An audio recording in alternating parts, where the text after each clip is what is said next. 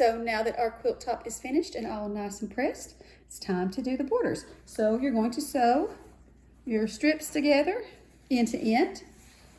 And as far as pressing these strips, they do not have to match up with anything, and they don't have to worry about bulk in the borders. So just press them however you want to. I like to press mine to the side, but do whatever you want there.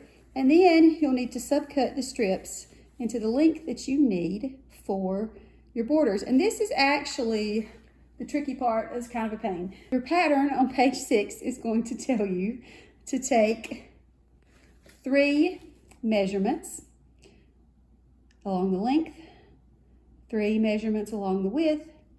You'll average those 3 measurements to get the lengths that you need to subcut your border strips. And that sounds simple enough, makes sense, helps you get your quilt nice and square, but it's easier said than done. So something that's going to help you a lot with getting these 3 measurements that you need to take the average of, it's going to have to be nice and flat. So for your quilt to lay nice and flat, one thing you got to do is you have to press it really good first. You're going to get a lot more accurate measurements if your quilt is nice and pressed so that it lays nice and flat. And as far as getting it to lay nice and flat and stay smoothed out,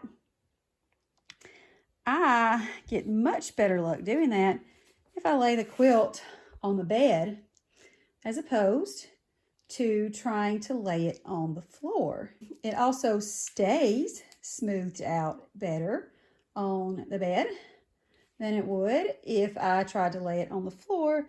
And also, I'm not terribly excited about crawling around on the floor and trying to tape it down or crawling around in the floor at all.